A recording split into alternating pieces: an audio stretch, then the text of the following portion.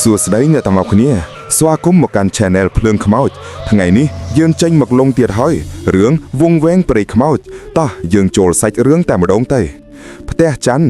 ព្រឹកព្រលឹមព្រះអាទិត្យរះបន្តិចតិចបំភ្លឺបរិវេណផ្ទះឈើច័ន្ទមួយនៅជាយភូមិ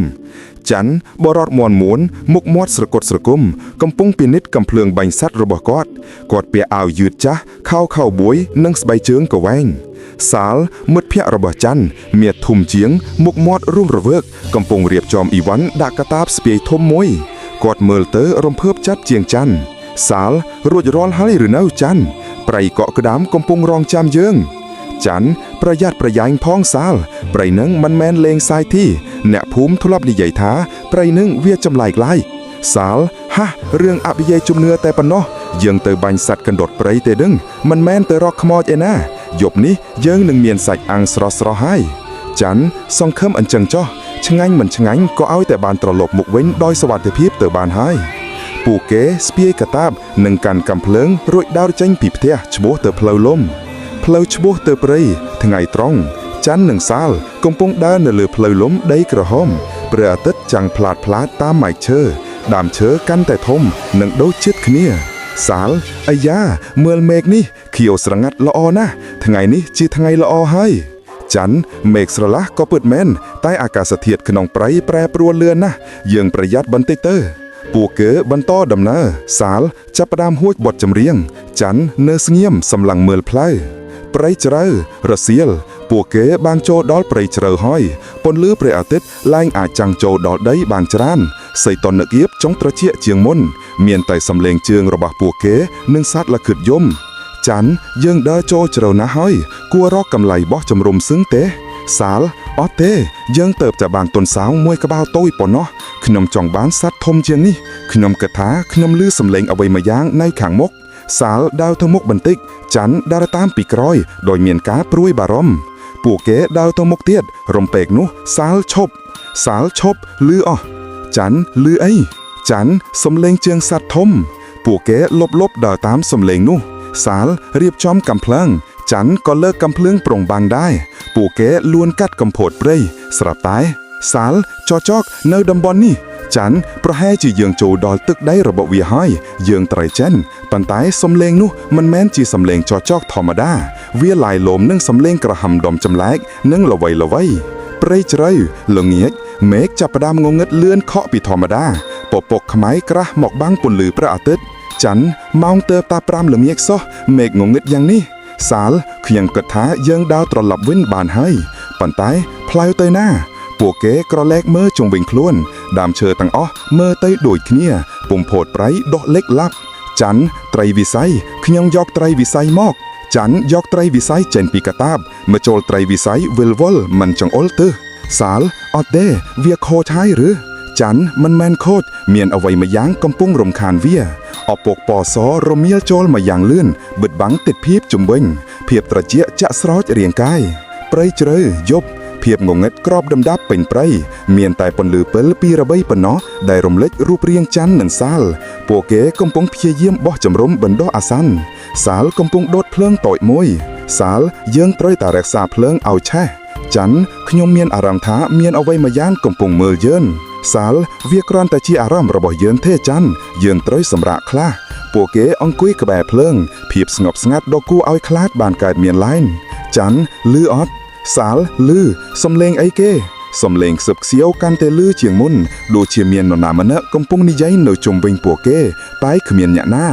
ច័ន្ទអ្នកណាគេនៅទីនោះចេញមកសំឡេងនោះបាត់ទៅវិញភ្លាមជំនួសមកវិញដោយភាពស្ងប់ស្ងាត់ដ៏គួរឲ្យព្រឺឆ្អឹងខ្នងព្រៃជ្រៅយប់ពួកគេងងុយដេកបន្តិចរំពេកនោះច័ន្ទនិងសាលភ្លៀកឡើងព្រមគ្នាពួកគេកាន់កាំភ្លើងតម្រង់ទៅទីដៅសំឡេងសាលអ្នកណាគេនៅទីនោះច័ន្ទក្មេងនៅកណ្ដាលព្រៃជ្រៅបែបនេះសាលមិនមែនក្មេងទេឃ្លៀងធ្លាប់ឮរឿងក្មេងនៅខ្លងព្រៃពួកគេក្រោកឈរយឺតពិលរបស់ពួកគេរួមរែករកមើលស្រមោលដើមឈើកាន់តែវែងនិងចម្លែករំពេកនោះពិលរបស់សាលចាប់ផ្ដើមព្រេចហើយរលត់ទៅវិញសាលអត់ទេអាគុយក្នុងអស់ហើយច័ន្ទបាញ់ពន្លឺពិលរបស់គាត់ទៅមុខស្រាប់តែ ឃើញមានអ្វីម្យ៉ាងនៅចន្លោះដើមឈើមានរូបរាងតូចមួយឈរស្ងៀមវាមានសភាពខ្មៅងងឹតដូចជាស្រមោលតែមានភ្នែកក្រហមឆ្អើរច័ន្ទអាខ្មោចអើយច័ន្ទព្យាយាមបាញ់ប៉ុន្តែដៃរបស់គាត់ញ័រខ្លាំងពេលគាត់បាញ់សំឡេងកាំភ្លើងបន្លឺឡើងតែរូបភាពនោះបាត់ទៅវិញភ្លាមសាលវាបាត់ទៅហើយច័ន្ទវាជាអីទៅ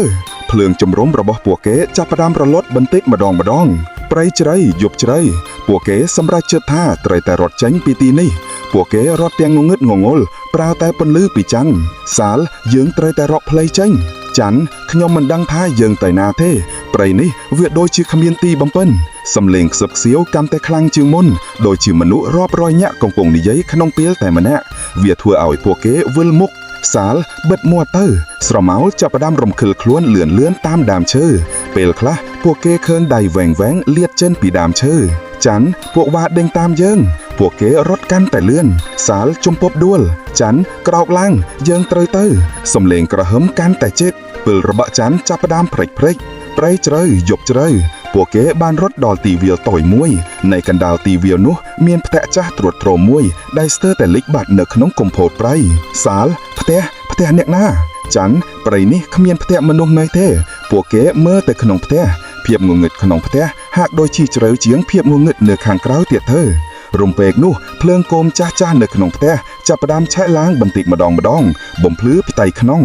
គេឃើញមានរូបភាពគ្រួសារចាស់ជាច្រើនព្យួរតាមជញ្ជាំងហើយនៅក្នុងបន្ទប់មានស្រីម្នាក់ឈរត្រង់ក្នុងសម្លៀកបំពាក់ខ្មៅចាស់មុខរបស់នាងស្លែកស្លាំងភ្នែកខ្មៅរលាងនាងសម្លឹងមើលពួកគេដោយស្នាមញញឹមគួរឲ្យព្រឺព្រួតនៅជើងនាងគឺជារូបក្មេងតូចដែលកំពុងសម្លឹងមើលពួកគេដែរស្រីចំណាស់កូនរបស់ខ្ញុំពួកវ៉ាឃ្លានណាស់ច័ន្ទនិងសាលស្រែកឡើងព្រមគ្នាពួកគេវិលត្រឡប់ក្រោយរត់ទាំងបិទភ្នែកមិនខ្វះពីផ្លូវទៀតទេស្រមោលខ្មៅរាប់មិនអស់ដេញតាមពីក្រោយសំឡេងយំសំឡេងសើចលាយឡោមគ្នាពួកគេរត់រហូតដល់សម្លាប់ព្រោះអស់កម្លាំងនិងភ័យខ្លាចព្រៃខែមព្រឹកព្រលឹមហើយពន្លឺពណ៌មាក់ចាំងចូលមកក្នុងព្រៃច័ន្ទនិងសាលដេកគោលើគ្នានៅខែមព្រៃសម្លៀកបំពាក់របស់ពួកគេរហែកត្រញ៉ៃមុខរបស់ពួកគេស្លាយស្លាំងភ្នែកមានស្នាមខ្មៅច័ន្ទភ្ញាក់ឡើងមុនគេគាត់ក្រឡេកមើលជុំវិញដើមឈើធំនៅតែមានតែព្រៃលែងមានអារម្មណ៍អាប់អួរធឹកហើយគាត់មើលទៅសាលដែលនៅដេកសម្លប់ច័ន្ទសាលយើងរួចហើយសាលភ្ញាក់ឡើងគាត់ក្រឡេកមើលច័ន្ទភ្នែករបស់ពួកគេពោពេញដោយការភ័យខ្លាចដែលមិនអាចលុបបំបាត់បានសាលយើងចេញបានហើយឬពួកគេព្យាយាមក្រោកឈរតែជើងរបស់ពួកគេគ្មានកម្លាំងផ្ទះច័ន្ទថ្ងៃបន្ទាប់ច័ន្ទនិងសាលអង្គុយស្ងៀមនៅក្នុងផ្ទះរបស់ច័ន្ទពួកគេមិនបាននិយាយអ្វីច្រើនឡើយចាប់តាំងពីពួកគេត្រឡប់មកវិញកាំភ្លើងបាញ់សត្វរបស់ពួកគេត្រូវបានដាក់នៅជ្រុងមួយគ្មាននរណាម្នាក់ចង់ប៉ះវាទៀតទេសាលកំពុងផឹកទឹកតែដៃរបស់គាត់នៅតែញ័រតិចច័ន្ទខ្ញុំលែងហ៊ានចូលព្រៃទៀតហើយសាលខ្ញុំក៏អញ្ចឹងដែរច័ន្ទពួកគេនៅស្ងៀមការភ័យខ្លាចនៅតែដកជាប់ក្នុងចិត្តរបស់ពួកគេបានរួចជីវិតតែព្រៃខ្មោចឡងនោះបានបន្សល់ទុកនៅស្នាមរបួសផ្លូវចិត្តដែលមិនអាចព្យាបាលបាន